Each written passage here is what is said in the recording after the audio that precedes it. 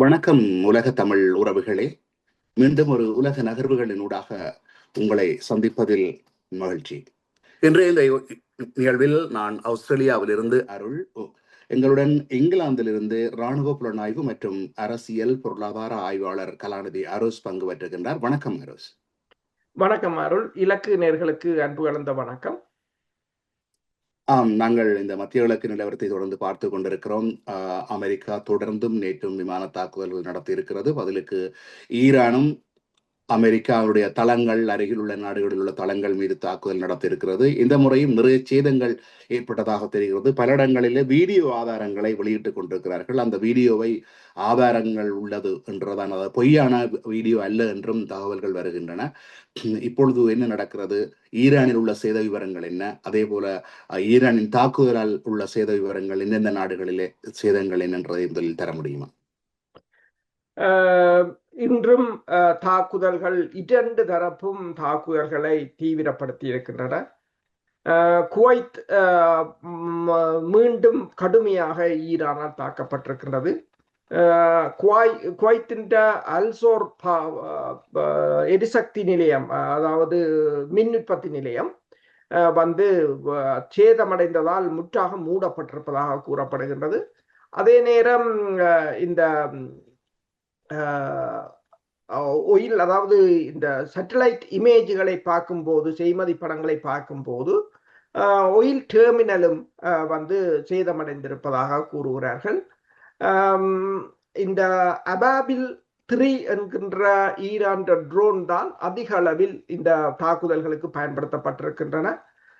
அதே நேரம் இந்த பிரித்தானியாவின் ஃபைனான்சியல் டைம் என்ன கூறுகிறது என்று சொன்னால், அதாவது ஈரான் ஏவும் குறுந்தூர ஏவுகணைகளுக்கு குவைத் ஒரு இலகுவான இலக்காக மாறி இருக்கிறது என்று பிரித்தானியாவில் இருந்து வருகின்ற ஃபைனான்சியல் டைம் தெரிவித்திருக்கின்றது. குவைத்தில் கடும் அச்சம் நிலவுகிறது என்றும் 1990 ஈராக் நடத்திய படையெடுப்பின் விளைவுகளில் இருந்து அந்த நாடு இன்னும் முற்றாக மீளவில்லை. தேசிய பாதுகாப்பு ஆய்வுகளுக்கான நிறுவனம் INSS என்ற நிறுவனம் வெளியிட்ட அறிக்கையின்படி குவைத்துக்கு கிட்டத்தட்ட இதுவரையில், அதாவது ஈரான் மீதான அமெரிக்கா போர் ஆரம்பித்ததுக்கு பிறகு கிட்டத்தட்ட 1400 ஏவுகணைகளும் ட்ரோன்களும் அந்த குவைத்தை நோக்கி ஏவப்பட்டிருப்பதாகவும், இதன் மூலம் இத்தகைய தாக்குதல்களுக்கு உள்ளான ஐக்கிய அரபு அமீரகத்துக்கு அடுத்தபடியாக குவைத் தான் உள்ளது என்று சொல்லியும் கூறியிருக்கின்றது இந்த ஃபைனான்சியல் டைம். அதே சமயம் நீங்க பாத்தீங்கன்னு சொன்னால், ஜோர்டான் பகுதியில் இருந்து C-17A என்ற குளோப் மாஸ்டர் விமானம் வந்து 2 தடவைகள் இந்த மெடிக்கல் இவாக்குவேஷன் என்று சொல்லி காயமடைந்தவர்களை, இறந்தவர்களை ஏற்றி கொண்டு செல்வதாகவும், அது ஜெர்மனுக்கு கொண்டு செல்வதாகவும் கூறியிருக்கிறது.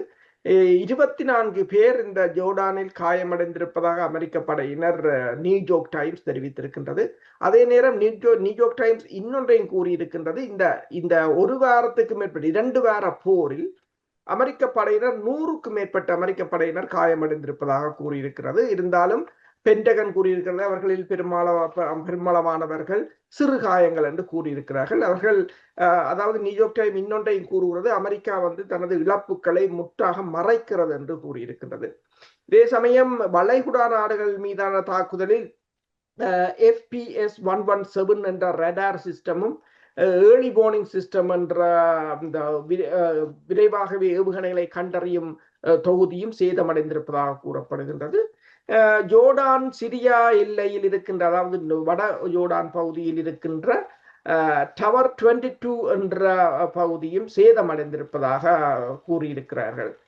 கூறியிருக்கிறது இந்த சேட்டலைட் செய்தி இமேஜ், சேட்டலைட் படங்களில் காணப்படுவதாக கூறப்படுகின்றது. இதே நேரம் பஹ்ரைனில் இருக்கின்ற அமேசான் டேட்டா சென்டர் தாக்கப்பட்டிருப்பதாகவும் கூறியிருக்கிறார்கள். பல்கேரியாவில் இருந்து இப்போது அமெரிக்கா என்ன செய்கிறது என்று சொன்னால், பல விமானங்கள் இப்போது இந்த வளைகுடா நாடுகளை நோக்கி சென்று கொண்டிருக்கின்றது. இப்போ நாங்கள் கதைக்கிற நேரத்தில் ரொமேனியாவில் இருந்து 2 KC-135T என்ற விமானம் புறப்பட்டு சென்றிருப்பதாக கூறப்படுகிறது. அதே நேரம் பல்கேரியாவில் இருந்து விமானங்களுக்கு எரிபொருள் நிரப்புவது, விமானங்களை அங்கிருந்து அனுப்புவது தொடர்பாக கூறப்பட்ட செய்திகளுக்கு வந்து ஈரான் கடும் எச்சரிக்கை விடுத்திருக்கின்றது பல்கேரியாவுக்கு. அதாவது தாங்கள் பல்கேரியாவை தாக்குவோம் என்ற துணியில் தான் விட்டிருக்கின்றது. பஹ்ரைன் இருக்கிற 5வது கடற்படை தலைமையகத்தில் புகை மண்டலமாக இருப்பதாகவும் ஏவுகணைகள் வீழ்ந்து படித்ததாகவும் கூறப்படுகின்றது. இதே நேரம் KC-135C என்ற விமானம், இந்த டேங்கர் விமானம் பாரசீக வளைகுடாக்கு மேலால் பறந்து கொண்டிருந்த போது அது அவசர சமிக்கையாக 7700 என்ற கோட்டை அனுப்பியதாகவும் செய்திகள் தெரிவிக்கின்றன. அதற்கு பிறகு அந்த பிளைட் ரெடாரில் வந்து அந்த விமானம் மறைந்திருக்கின்றது. அது தரையிறங்கி இருக்கிறதா அல்லது என்ன நடந்ததுன்றது தொடர்பாக யாருக்கும் எதுவும் தெரியவில்லை என்றுதான் கூறுகிறார்கள். இதே நேரம் ஈராக் மீதும் தாக்குதல் நடந்திருக்கிறது. வட ஈராக்கில் உள்ள ஏவில் வான்படை தளம் தாக்கப்பட்டிருக்கின்றது. அந்த வான்படை தளத்தை நோக்கி ஆம்புலன்ஸ் நோயாளர் காவு வண்டிகள் செல்வதை காணக்கூடியதாக இருக்கின்றது. மேற்கு ஆசியாவில் விமானங்கள் தொடர்ச்சியாக இடைநிறுத்தப்படலாம், அதற்கு நீங்கள் தயாராகுங்கள் என்று அமெரிக்கா கூறியிருப்பதாக இப்போது கூறியிருக்கிறார்கள். அதே நேரம் பல விமான நிறுவனங்கள் இப்போது விமானங்களை வளைகுடா நாடுகளுக்கான விமான சேவையை நிறுத்தியிருக்கின்றது. ஆனால் இப்ப அமெரிக்கா வந்து நான் இப்ப ரொமேனியாவிலிருந்து போகிற விமானங்கள் தொடர்பாக கூறியிருந்தேன். அமெரிக்கா இப்போது இந்த அமெரிக்க வான்படையின் 3 KC-135T ரக வான்வழி எரிபொருள் நிரப்பும் விமானங்கள் மத்திய கிழக்கை நோக்கி பென்சில்வேனியாவில் இருந்து புறப்பட்டிருப்பதாக கூறியிருக்கிறார்கள். அதே சமயம் பார்த்தீர்கள் என்று சொன்னால் இந்த பிரித்தானியாவில் இருக்கின்ற RAF தளத்தில் இருந்து 15 F-35A ரக விமானங்கள் புறப்பட்டிருப்பதாகவும், அதே நேரம் இங்கே பிரித்தானியாவின் வேறொரு தளத்திலிருந்து 12 F-15 ரக விமானங்கள் புறப்பட்டிருப்பதாகவும், இத்தாலியின் அலியானா விமான நிலையத்திலிருந்து 12 F-16 ரக விமானங்கள் புறப்பட்டிருப்பதாகவும், ஜெர்மனியின் விமானப்படை தளத்திலிருந்து 12 F-16 விமானங்கள் புறப்பட்டிருப்பதாகவும் கூறப்படுகிறது. இவை எதற்காக இப்ப ஈரான் மீதான தாக்குதலை தீவிரப்படுத்த போகிறார்களா அல்லது இவர்கள் இந்த இழப்புக்கள், விமானத்தின் இழப்புக்களை குறைப்பதற்காக அவற்றை கொண்டு செல்கிறார்களா என்றது தெரியவில்லை என்று கூறியிருக்கிறார்கள். இப்பொழுது ஈரானின் மீது நடந்த தாக்குதல்களிலே ஒரு தாக்குதல் வந்து இந்த மறைந்த அலி கொமேனி அவர்களுடைய அந்த உடல் புதைக்கப்பட்ட, அல்லது நான் நினைக்கிறேன் முஸ்லீம், அதாவது இஸ்லாமிய முறைப்படி அதை எரிப்பார்கள் நினைக்கிறேன், அல்லது புதைப்பதா எனக்கு சரியாக தெரியவில்லை. அந்த இடத்தின் மீது தாக்குதல் நடத்தி இருப்பதாகவும், அது ஒரு மோசமான தாக்குதல், அதாவது ஒரு கொல்லப்பட்ட ஒருவருடைய நினைவிடத்தின் மீது தாக்குதல் நடத்துவது என்ற செய்தி ஒன்று வந்திருக்கிறது. அதை விட அமெரிக்க அதிபர் நேற்று கூறியிருக்கிறார், ஈரான் இந்த தாக்குதல்களுக்கு பின்னர் ஒரு சமாதானத்துக்கு வருவதற்காக கெஞ்சுகிறது என்ற தலைப்பிலே, அல்லது மிகவும் முன்முனைப்பு காட்டுகிறது என்ற தொனியிலே ஒரு செய்தியை வெளியிட்டிருந்தார். உண்மையில் ஈரான் அவ்வாறு ஒரு நிலைப்பாட்டுக்கு வந்திருக்குமா, அல்லது இவர்கள் வளமை போல தாங்கள்தான் வென்று கொண்டிருக்கிறோம், மற்றவர்கள் தோற்றுக் கொண்டிருக்கிறார்கள் என்ற அந்த வளமையான பாணியிலான செய்தியாக அதை பார்க்க முடியுமா? ஈரான் எந்த ஒரு பேச்சுவார்த்தைக்கும் ஈரான் தயாராக இல்லை. இந்த புரிந்துணர்வு ஒப்பந்தத்தை கூட ஈரான் அதிலிருந்து உத்தியோகபூர்வமாக வெளியேறியதாக அறிவித்து விட்டது. ஈரான் எந்த தாக்குதலுக்கும் தாங்கள் தயாராக இருப்பதாக கூறியிருக்கின்றது. அமெரிக்காவுக்குத்தான் இப்போது பிரச்சனை என்னவென்று சொன்னால், அமெரிக்கா இந்த போரை தொடர முடியாத அளவுக்கு அமெரிக்கா பொருளாதாரமும், அடுத்ததாக நிதி ஆயுத வளங்களும் குறைவாகத்தான் இருக்கின்றன. இப்போது பப் அல் மண்டே பகுதி வந்து மூடப்பட்டது வந்து அமெரிக்காவுக்கு மிகப்பெரிய ஒரு சிக்கலை ஏற்படுத்தியிருக்கின்றது. எவ்வளவு தாங்கள் ரிசர்வில் இருக்கிற எண்ணெய்களை எடுத்து எண்ணெய் விலையை கட்டுக்குள் கொண்டு வர முற்பட்டிருந்தாலும், இந்த ஹோமூஸ் நீரிணைகளால கிட்டத்தட்ட 20 மில்லியன் பரல்கள் ஒரு நாளைக்கு வருகிறது என்று சொன்னால், பப் அல் மண்டே பகுதிக்காக 5 தொடக்கம் 9 மில்லியன் பரல்கள் ஒரு நாளும் வருவதுண்டு. அதுவும் தடைப்படுவதால் இன்று எண்ணெய் விலை $91 உயர்ந்திருக்கின்றது. இது $150 மாறும் என்று கூறப்படுகிறது. அமெரிக்காவிலும் ஒரு கலன் வந்து இப்போது $4 விட அதிகரித்திருப்பதாக கூறப்படுகிறது. இந்த நிலையில் தான் அமெரிக்க அதிபர் இப்போது ஒன்றை கூறியிருக்கின்றார், அன்சர் அல்லா அமைப்புடன் தங்களுக்கு எந்த பிரச்சனையும் இல்லை, அவர்களுடன் எங்களுக்கு ஒரு பிரச்சனையும் இல்லை, ஏன் அவர்கள் இதை மூடினார்கள் என்ற துணியைத்தான் பேசியிருக்கிறார். ஆனால் இவர்தான் இப்ப சில வருடங்களுக்கு முதல் கூறியிருந்தார், அன்சர் அல்லா பகுதியை தாங்கள் போரில் தோற்கடித்து விட்டோம், அவர்களை அழித்து விட்டோம் என்று கூறியதும் அவர்தான். 2023ஆம் ஆண்டு காசாவில் இஸ்ரேல் தாக்குதலை ஆரம்பித்த பின்னர் அன்சர் அல்லா அமைப்பினர் தாக்குதலை இந்த செங்கடலை மூடியிருந்தார்கள். அந்த தாக்குதல்களில் அமெரிக்கா ஈடுபட்டிருந்தது. அதுக்கான ஒரு போர் நிறுத்தம் 2025ஆம் ஆண்டு மே மாதம் அளவில் வந்திருந்தது. அதற்கு பிறகு தாக்குதல்கள் பெருசாக நடைபெறவில்லை. இப்போது இதை மூடியிருப்பது அமெரிக்காவுக்கு அடுத்த ஒரு பிரச்சனையாக இருக்கின்றது. இப்ப இது தொடர்பாக அமெரிக்காவின் ஆய்வாளர்கள் என்ன கூறுகிறார்கள் என்று சொன்னால், இப்ப ஈரானுடனான போரை வெள்ளை மாளிகை கட்டுப்படுத்த முடியாத நிலையில் இருப்பதாக ஓய்வு பெற்ற இராணுவ அதிகாரி ஒருவர் தெரிவித்திருக்கின்றார். அதாவது இந்த 3 அமெரிக்க வீரர்கள் உயிரிழந்தது மட்டுமல்லாது மோதல்கள் தீவிரமடைந்திருக்கின்ற நிலையில் இந்த மோதல்கள் மீதான கட்டுப்பாட்டை அமெரிக்கா இழந்திருப்பதாக கூறியிருக்கிறார்கள். அதாவது இந்த போரை அமெரிக்கா கட்டுப்படுத்துகிறதா என்பதில் எல்லோருக்குமே உறுதி இல்லை என்று சொல்லியும், ஆரம்பத்திலே இருந்தே இறுதி இலக்கை கொண்ட ஒரு தெளிவான வியூகம் அவர்களிடம் இருக்கவில்லை என்றும், அமெரிக்காவின் நோக்கம் தொடர்ந்து மாறிக்கொண்டே இருக்கிறது என்றும், போராட்டக்காரர்களுக்கு ஆதரவளிப்பது முதல் ஆயுதங்களை செய்வதை தடுப்பது அல்லது ஈரானுடனான ஹமாஸ் மற்றும் ஹிஸ்புல்லாக்களுக்கு இடையிலான தொடர்புகளை உடைப்பது, இந்த ஹோர்முஸ் நீரிணையை திறப்பது, எண்ணெய் ஏற்றுமதியை மீண்டும் ஆரம்பிப்பது என்று பல நோக்கங்களை அவர்கள் மாறி மாறி கூறிக்கொண்டே இருக்கிறார்கள் என்றும் அவர் கூறியிருக்கின்றார். இப்ப என்னென்று சொன்னால், இப்ப ட்ரம்ப் நீங்கள் கூறியது போலதான் இன்று என்ன கூறியிருக்கிறார் என்று சொன்னால், ஏனென்றால் இன்று லெபனான் அதிபர் அவுன் போயிருக்கின்றார் வெள்ளை மாளிகைக்கு. 17 வருடங்களுக்கு முதல் பிறகு ஒரு புதிய லெபனான் ஒரு அதிபர் போனது இது முதல் தடவை. அப்போது அவர் கூறியிருக்கின்றார், தாங்கள் ஈரானை முற்றாக நாசம் செய்வோம் என்று சொல்லியும், ஈரான் அந்த சிவில் கட்டமைப்புகளை தாக்கி அழிப்போம் என்று சொல்லியும் அதில் கூறியிருக்கின்றார். ஆனால் ஈரானை பொறுத்தவரையில் ஈரான் எதற்கும் தயாராகத்தான் இருப்பதாக கூறுகிறது. இப்பொழுது என்னுடைய வினா என்னவென்றால், அமெரிக்கா மீது தாக்குதல் நடத்துகின்ற விமானங்கள் எங்கு நிறுத்தி வைக்கப்பட்டு எங்கிருந்து புறப்பட்டு வருகின்றன? அநேகமாக இந்த மத்திய கிழக்கு நாட்டில் இருக்கிற குவைட்டோ, பஹ்ரைனோ, ஜோர்டானோ இல்லை மற்ற நாடுகள் அனைத்துமே இப்பொழுது எறிகணை வீச்சுகளுக்கு உட்படும் நாடுகளாக இருக்கின்றன. அங்கே நிறுத்தி வைக்கப்படுவது மிகவும் ஆபத்தானது.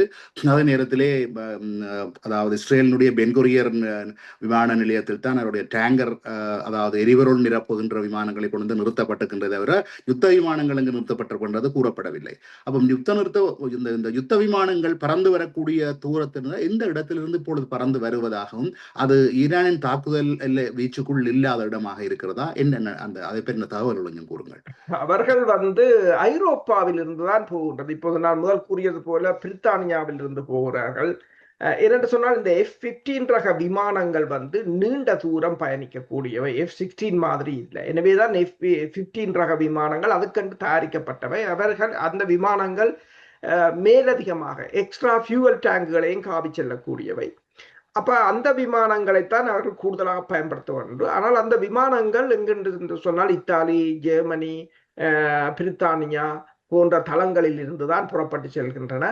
இப்போது பல்கேரியாவும் கேட்டிருக்கிறார்கள், சைப்ரஸையும் அதற்கு பயன்படுத்தி இருக்கிறார்கள், மற்றது இஸ்ரேல் தளத்தையும். நீங்கள் கூறியது போல இந்த முதலாவது தாக்குதலுக்கு பிறகு வளைகுடா நாடுகளில் இருக்கின்ற தளங்களில் அவர்கள் பயன்படுத்துவதில்லை. கடற்படை கப்பல்களுக்கு கூட எண்ணெய்களை நிரப்புவதற்கு பயன்படுத்துவது குறைவு. ஆக ஓமானில் மற்ற பக்கம் இருக்கின்ற துறைமுகத்தை பயன்படுத்தி இருந்தார்கள். இந்த தடவை அதையும் ஈரான் தாக்கி இருக்கின்றது என்றபடியால் அதிலும் அவர்களுக்கு கப்பல்களுக்கு கூட எண்ணெயை நிரப்புவது கடினம். எனவேதான் டியாகாசியா அல்லது இலங்கையை அவர்கள் யோசிக்கிறார்கள் கப்பல்களை வைத்திருக்கக்கூடிய இடமாக. விமானங்களும் அவ்வாறுதான். ஆனால் இப்போது ஜோர்டானில் தான் இங்கிருந்து ஏனைய வளைகுடா நாடுகளில் இருந்த விமானங்களை ஜோர்டானுக்கு கொண்டு போய் வைத்திருந்தார்கள். ஆனால் இந்த தடவை ஈரான் ஜோர்டானைத்தான் மூர்க்கமாக தாக்கியிருந்தது. நேற்று கூட நாங்கள் பேசியிருந்தோம், ஜோர்டான் வான்படை தளங்களில் இருக்கின்ற விமானங்கள் எல்லாம் இப்போது வெறுமையாக இருக்கின்றது, எல்லாத்தையும் இடம் மாற்றி விட்டார்கள் அல்லது ஹேங்கருக்கு கொண்டு போய் விட்டார்கள். ஏன்னா பெருமளவான விமானங்கள் சேதமடைந்திருக்கின்றன. இப்ப நியூயார்க் டைம்ஸ் கூட போட்டிருக்கிறது, பல உலங்கு வானூர்திகள் சேதமடைந்திருக்கிறது என்று சொன்னால், ஆனால் தணிக்கை காரணமாக ஒன்றும் வெளியில் வரவில்லை. இப்போதைக்கு அவர்கள் ஐரோப்பிய நாடுகளில் இருந்துதான். இப்ப இத்தாலி, ஜெர்மனி, இங்கிலாந்து எல்லாம் இல்லை என்று சொன்னாலும், தாங்கள் இந்த போரில் பங்கு பெற்றவில்லை என்று சொன்னாலும், அவர்கள் அங்கிருந்து அந்த தளங்களைத்தான் அமெரிக்கா பாவிக்கின்றது. அதில் எந்தவித இதுவும் இல்லை. அதற்கு துணையாக இந்த ரொமேனியாவை கூட கூறியிருந்த தனது தளத்தை பயன்படுத்தலாம் என்று. ஆனால் ஈரான் கூறியிருந்தது ரொமேனியா தன் ஏவுகணை வீச்சுக்குள் தான் இருக்கின்றது என்று கூறியிருந்தது. இப்போது அங்கிருந்துதான் இந்த டேங்கர் விமானங்களும் புறப்பட்டிருக்கின்றன. இப்ப டேங்கர் விமானங்கள் இருப்பதால் தான் இந்த குண்டு வீச்சை அமெரிக்காவால் நடத்த முடிகிறது நீண்ட தூரத்தில் இருந்து. ஆனால் இவ்வாறு நீண்ட தூரத்தில் இருந்து தொடர்ச்சியான இந்த போரை தக்க வைக்க முடியாது. இப்பொழுது ஜோர்தான் மீது தாக்குதல்களிலே அன்று 3 பேர் அமெரிக்க படையினர் இறந்திருந்தார்கள். கிட்டத்தட்ட 100 பேர் வரையிலே இப்பொழுது மொத்தமாக காயமடைந்தது என்று கூறுகிறார்கள். அது மொத்தமாக இந்த சண்டை தொடங்கப்பட்டதா அல்லது இந்த அதாவது அன்று நடந்த ஜோர்தானின் தாக்குதல் என்பது தெளிவாக இல்லை. அதே நேரத்திலே இப்பொழுது இந்த அவர்களுடைய இடைமறிப்பு ஏவுகணைகள் எவ்வளவு தூரம் வெற்றிகரமாக இடைமறிக்கின்றன, அதாவது எத்தனை ஏவுகணைகளை ஏவினால் அதிலே வெற்றிகரமாக அவைகள் இலக்கை அடைகின்றன, எத்தனை தடுக்கப்படுகின்றன. ஏனென்றால் அவர்களிடம் மிகவும் சக்தி வாய்ந்த ஏவுகணைகள் இருக்கின்றன, இடைமறிப்பு செய்கின்றன என்று கூறினாலும் தாக்குதல் நடைபெறுகிறது. அப்படி பார்க்க போனால் எத்தனை விதமான ஏவுகணைகள் வெற்றிகரமாக இலக்கை தாக்குகின்றன. அதே வேளையில நீங்கள் முதல் கூறியிருந்தீர்கள், இந்த ஜோர்தான் தான் இஸ்ரேலுக்கான ஒரு இடையில இருக்கிற ஒரு பின்புல ஏவுகணை தடுப்பு மையம் என்று சொல்லி இஸ்ரேலை தாக்குவதாக இருந்தால் இந்த ஜோர்தானில் இருந்துதான் அந்த அதாவது இந்த பின்தடுப்பு ஏவுகணைகள் தடுப்பு ஏவுகணைகள் ஏவப்பட வேண்டும் என்று. இப்பொழுது ஜோர்தானின் மீது தாக்குதல் நடப்பதை தடுக்க முடியாது என்றால் இஸ்ரேல் மீதான தாக்குதல் தொடங்கினால், இன்னும் தொடங்கப்படவில்லை இஸ்ரேல் மீது, ஈரான் தொடங்கவில்லை, இஸ்ரேல் மீதும் தாக்குதல் நடக்கிறதுக்கான சந்தர்ப்பம் இருக்கிறது அல்லவா? இதை பற்றி கொஞ்சம் கூறுங்க. இஸ்ரேல் அதான் என்று சொன்னால் இஸ்ரேலில் தான் பெருமளவான இந்த டேங்கர் விமானங்களை வைத்திருக்கிறார்கள். ஆனால் இஸ்ரேல் மீது தாக்குதலை நடத்தவில்லை என்றால் அமெரிக்காவும் இஸ்ரேலை கூறியிருக்கிறது, நீங்கள் தாக்குதல்கள் வர வேண்டாம் என்ற. ஏனென்றால் இஸ்ரேலை தாக்கினால் அமெரிக்காவுக்கு தனது விமானங்களை வைத்திருப்பதற்கோ அல்லது பின்தளத்துக்கோ இடம் இல்லாமல் போய்விடும். எனவேதான் இப்ப இஸ்ரேலின் நிதி அமைச்சர் கூறியிருக்கின்றார், அமெரிக்காவுக்கும் ஈரானுக்கும் இடையிலான சமீபத்திய போரை அமெரிக்காவுக்கும் ஈரானுக்கும் இடையிலான வரையறுக்கப்பட்ட மோதலாக இருப்பதாகவும் இஸ்ரேலுக்கு அதில் விருப்பம் இல்லை என்று சொல்லியும், தற்போது அமெரிக்கா செய்கின்ற போர் தங்களுக்கு ஒரு சாத்தியமானது ஒன்றுதான் என்றபடியால் அந்த செலவையும் அமெரிக்கா தான் ஏற்கிறது என்றபடியால் இஸ்ரேல் சும்மா உட்கார்ந்து பொப்கார்ன் சாப்பிட்டு கொண்டு பார்த்து கொண்டிருக்கலாம் என்றுதான் அவர் ஒரு நேரானலில் நிதி அமைச்சர் கூறியிருக்கின்றார். ஆனால் உண்மையில் என்னென்று சொன்னால் இஸ்ரேலுக்கு தெரியும், தாங்கள் இதுக்கு இறங்கினால் ஈரான் பலமாக தாக்கும் என்று. ஜோர்டானிற்கு விழுந்த ஏவுகணைகளை கூட தடுக்க முடியவில்லை நீங்கள் கூறியது போல. ஆனால் ஒன்றை கூறுகிறார்கள் படைத்துறை ஆய்வாளர்கள், இப்ப அமெரிக்காவுக்கும் ஈரானுக்கும் இடையிலான அந்த ஆயுத பலம் மலைக்கும் மடவுக்கும் ஒப்பானதுதான். ஆனால் அமெரிக்கா 90 குண்டுகளை வீசி 90 இலக்கை தாக்குவதும் ஒன்றுதான். ஈரான் 90 ஏவுகணைகளை வீசி 5 இலக்கை தாக்கினாலே ஈரானுக்கு வெற்றிதான் என்று கூறியிருக்கிறார்கள். என்றால் அவர்களின் இலக்குகள் பலது இவர்களுக்கு தெரியாது எங்கு இருக்கின்றது என்று. இவர்கள் ஒரு கெஸ் பண்ணி அல்லது புலனாய்வு தகவல்கள், சேட்டலைட் தகவல்களை வைத்துக் கொண்டுதான் தாக்குதலை நடத்துகிறார்கள். ஆனால் இவர்களின் தளங்கள் தெளிவாக அவர்களுக்கு தெரியும், இந்த தளங்கள் என்று சொல்லி. அது ஒரு முக்கிய பிரச்சனை. அடுத்ததாக இன்னொரு கூறியிருக்கிறார்கள், இப்ப ஜோர்டானில் இடம்பெற்ற தாக்குதல்கள் எல்லாம் துல்லியமாக தாக்கப்பட்டிருக்கின்றன, எத்தனையோ 1000 மைல்களுக்கு அங்கால் வைத்து. இப்ப இதற்கான துல்லியமான தகவல்களை யார் கொடுக்கிறார்கள்? ஈரானிடம் அவ்வாறு சேட்டலைட்டுகள், அதனை ஒழுங்கமைக்கின்ற ஜிபிஎஸ்கள், அதற்கான தொழில்நுட்பங்கள் இருக்கிறதா என்றால் அது கேள்விக்குறியானது ஒன்று. அப்ப இதை சீனாவும் ரஷ்யாவும் இதற்கான தகவல்களை, நிகழ்கால தகவல்களை உடனுக்குடன் வழங்கித்தான் இந்த தாக்குதல்களை ஒருங்கிணைக்கிறார்கள் என்று கூறியிருக்கிறார்கள். அப்ப இவ்வாறு தொழில்நுட்பத்துடன் ஈரான் தாக்குதல்கள் நடைபெறும் போது இதை தடுப்பது என்பது முடியாத காரியம். அதுதான் ஒரு பிரச்சனை அமெரிக்காவுக்கு. இப்ப இந்த தலைப்பை ஜோர்டானும் முற்றாக கிளிய பண்ணப்பட்டால் அடுத்தது இஸ்ரேல் மீதும் ஈரான் தாக்குமாக இருந்தால் இந்த போரை அவர்கள் தொடர முடியாது. இப்பொழுது நாங்கள் ஹோர்முஸ் பற்றி வருவோம். ஹோர்முஸினூடாக ஈரான் கேட்கின்ற வரியை கொடுக்காமல் அதனூடாக செல்ல முற்பட்ட ஒரு லைபீரிய கப்பலும் இன்னொன்று மோல்டா கப்பல் என்று நினைக்கிறேன், அவற்றின் மீது தாக்குதல் நடைபெற்றிருப்பதாக தகவல் வெளியாகிறது. இப்பொழுது அதாவது அமெரிக்கா ஈரானிலிருந்து புறப்படுகின்ற, குறிப்பாக ஈரான் ஏற்றுமதி செய்கின்ற எண்ணெயை தடுப்பதற்காக ஈரான் கப்பல்களை மட்டும்தான் தடுக்கிறது. மற்றும்படி தன்னுடைய அதாவது ஓமான் பக்கமாக கப்பல்களை செய்வது நகர்வதை அதை விரும்புகிறது. அதே நேரத்தில் இப்பொழுது ஈரான் தனது பகுதியினூடாகத்தான் அந்த கப்பல்கள் செல்ல வேண்டும் என்ற கோரிக்கையை விடுத்து அதை மீறுவர்கள் மீது தாக்குதல் நடத்தப்படுகிறது. அதை பற்றி நேற்றும் பார்த்தோம். இன்றும் 2 கப்பல்கள் தாக்கப்பட்டிருக்கின்றன. ஈரானின் துறைமுகங்களில் இருந்து ஈரான் எண்ணெய் ஏற்றுமதி செய்யக்கூடாது என்பதற்காக அமெரிக்கா தடுப்பதற்கு சமனாக இப்பொழுது ஹவுதிகளும் என்ன சொல்லியிருக்கிறார்கள் என்றால், சவுதி அரேபியாவினுடைய துறைமுகங்களில் இருந்து புறப்படும் எந்த கப்பல்கள், நாங்கள் நேற்று குறிப்பிடுகின்ற பொழுது சவுதி அரேபிய கப்பல்கள் என்றுதான் நாங்கள் பார்த்திருந்தோம். ஆனால் இப்பொழுது தெளிவாக அந்த செய்தி வந்திருக்கிறது. சவுதி அரேபியாவினுடைய எந்த துறைமுகத்திற்கும் வருகின்ற எந்த நாட்டு கப்பலாக இருந்தாலும் அவற்றை நாங்கள் தாக்குவோம் என்று சொல்லி அறிவித்திருக்கிறார்கள். ஆக இது கிட்டத்தட்ட பதிலடிமாக ஈரானிலிருந்து கப்பல்கள் துறைமுகங்களிலிருந்து புறப்பட முடியாது என்றால் சவுதி அரேபியாவிலிருந்து புறப்பட முடியாது என்கின்ற பதில் தாக்குதலான இதே தெளிவாக விளக்குங்கள். ஹோர்முஸிலே இப்பொழுது என்ன நடக்கிறது, அது மாதிரி இந்த ஹவுதிகளுடைய எச்சரிக்கையை பற்றியது. ஹவுதிகளுடைய எச்சரிக்கை அந்த பிராந்தியத்தை இதுதான் மிகப்பெரிய ஒரு சிக்கலை உருவாக்கி இருக்கின்றது. அதாவது இந்த ஈரான் அயத்துல்லா அலி ஹமேனியின் இறுதிச் சடங்குக்கு 3 விமானங்களில் அன்சர் அல்லா அமைப்பினர் வந்திருந்தார்கள். அவர்கள் நாடு திரும்பிய போது சவுதி அரேபியா அவர் அந்த விமானத்தை இறங்க தடை விதித்திருந்தது. அதை மீறி அவர்கள் இறங்கிய போது அந்த விமான நிலையத்தை தாக்கியிருந்தது. அதற்கு பிறகு அவர்கள் இன்னொரு விமான நிலையத்தில் தங்கள் விமானத்தை தரையிறக்கியிருந்தார்கள். இப்போது சவுதி அரேபியா அந்த மீண்டும் ஒரு தாக்குதலை நடத்தலாம் என்ற நிலையில் அவர்கள் இந்த பப் அல் மண்டேப் பகுதியை மூடியிருக்கிறார்கள். நீங்கள் கூறியது போலதான் சவுதி அரேபியாவின் துறைமுகங்களுக்கு போகின்ற கப்பல்கள் அனைத்தும் முடக்கப்பட்டிருக்கின்றன. கிட்டத்தட்ட 20 சூப்பர் டேங்கர் கப்பல்கள் ஃபுல்லாக லோட் பண்ணின நிலையில் அதற்குள் சிக்கி இருப்பதாகவும் அவை சுவேஸ் கால்வாயினூடாக கூட போக முடியாத ஒரு நிலையில் இருப்பதாகவும் கூறியிருக்கிறார்கள். 6 கப்பல்கள் சவுதியின் துறைமுகத்துக்கு நோக்கி சென்ற கப்பல்களை அன்சர் அல்லா அமைப்பு தடுத்து நிறுத்தி இருக்கின்றது. அவர் திருப்பி விடப்பட்டிருப்பதாக கூறப்படுகிறது. 2 சவுதி அரேபியா என்ற கப்பல்கள் அங்கிருந்து வந்த கப்பல்களும் திரும்பி போயிருப்பதாகவும் கூறப்படுகின்றது. இதைத் தொடர்ந்து எண்ணெய் விலை $91 உயர்ந்திருக்கின்றது. $150 வரலாம். இதை இன்னும் 2-3 நாளைக்கு நீடித்தால் என்று கூறப்படுகின்றது. இந்த அன்சர் அல்லா அமைப்பை பொறுத்தவரையில் 2014ஆம் ஆண்டு அவர்கள் ஒரு உள்நாட்டு யுத்தத்தின் மூலம் ஏமனின் சானா என்ற தலைநகரத்தை கைப்பற்றியிருந்தார்கள். அதற்கு பிறகு சவுதி அரேபியா 8 வருடங்கள் போரை மேற்கொண்டாலும் அவர்களை வெற்றி ஈட்ட முடியவில்லை. இப்ப இந்த பப் அல் மண்டேப் பகுதியின் ஊடாக கிட்டத்தட்ட ஒரு நாளைக்கு 5 தொடக்கம் 9 மில்லியன் பேரல் எண்ணெய் வெளியில் வருவதுண்டு. ஹோர்முஸின் 20 மில்லியன் என்று சொன்னால் கிட்டத்தட்ட 29-30 மில்லியன் பேரல் ஒரு நாளைக்கு என்று சொன்னால் 10 நாளைக்கு என்றாலும் 300 மில்லியன் பேரல் எண்ணெய் இல்லாமல் போய்விடும்.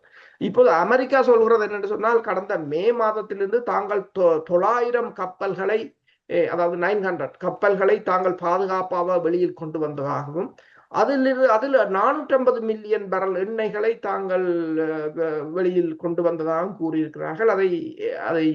அதை உறுதிப்படுத்துவதற்கு வேறு தகவல்கள் இல்லை. இப்ப பப் அல் மண்டேப் பகுதி நீரிணை மிகவும் அந்த நீரிணை பகுதி மிக சிக்கலாகி வருகிறது என்று சொல்லியும், இந்த சவுதி அரேபியா ஏமன் மீது விதித்திருக்கின்ற அந்த வான் தடைக்கு பதிலடியாகத்தான் அவர்கள் இந்த அறிவித்தலை விட்டிருக்கிறார்கள் என்று சொல்லியும், இதன் மூலம் கடல் வழி பாதை முற்றாக தீவிரமடைந்துள்ளது என்று சொல்லியும், கடந்த வாரம் வரை சவுதி அரேபியா செங்கடலில் உள்ள ஜம்பு துறைமுகம் வழியாக நாளொன்றுக்கு சுமார் 4 தொடக்கம் 4.5 மில்லியன் பீப்பாய் எண்ணெய்களை ஏற்றுமதி செய்து வந்தது. இதில் ஆசிய சந்தைகளுக்கு விநியோகிக்கப்படுகின்ற எண்ணெய் கிட்டத்தட்ட 2.5 மில்லியன் பீப்பாய்கள் எண்ணெய்கள் என்று சொல்லியும், அதாவது இந்த எண்ணெய் பப் அல் மண்டேப் பகுதி நீரிணையை கடந்து தெற்கு நோக்கி செல்ல வேண்டியிருந்தது என்றும் கூறியிருக்கிறார்கள். அந்த போக்குவரத்து பாதை இப்போது தடைப்பட்டுள்ளது. இதற்கு மாற்றாக ஆப்பிரிக்க கண்டத்தை சுற்றி செல்வது பயண தூரத்தை 6000 தொடக்கம் 6500 கிலோமீட்டர் வரை அதிகரிக்கும் என்றும், இது கூடுதலாக 10 தொடக்கம் 14 நாட்கள் வரை தொடரும் செல்லும் என்று, அதாவது டிலே ஆகும் என்று சொல்லியும் கூறியிருக்கிறார்கள்.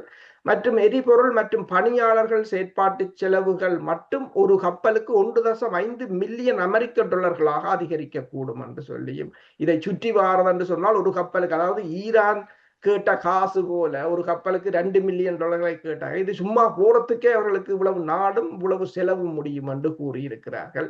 அப்ப இது அப்ப இது இந்த இந்த முதலே ஈரான் கூறியிருந்தது தாங்கள் செங்கடலை மூடுவோம் என்று சொல்லி. இப்போது அதற்காகத்தானே சுயஸ் கால்வாயை மனிதனாக வெட்டி நீண்ட காலம் செலவழித்து அந்த சுயஸ் கால்வாயை வெட்டினார்கள், இந்த தூரத்தை குறைப்பதற்காக. கூறுங்கள். அதான் இப்போது இது இந்த நிலைமையை மேலும் சிக்கலாக்கி இருப்பதாகத்தான் பார்க்கப்படுகின்றது. நேயர்களே, இத்துடன் இன்று இந்த நிகழ்வை நிறைவு செய்து கொள்ளுகின்றோம். மீண்டும் ஒரு நிகழ்வில் உங்கள் அனைவரையும் சந்திக்கும் வரை உங்களிடமிருந்து விடைபெறுகிறோம். நீங்கள் இந்த நிகழ்வு உங்களுக்கு பிடித்திருந்தால் இந்த சேனலை சப்ஸ்கிரைப் செய்து மற்றவர்களுக்கும் அறிமுகப்படுத்தி இந்த செய்திகளை மற்றவர்களுக்கும் சென்றடைய வழி செய்யுமாறு கேட்டுக்கொள்கிறோம். நன்றி, வணக்கம்.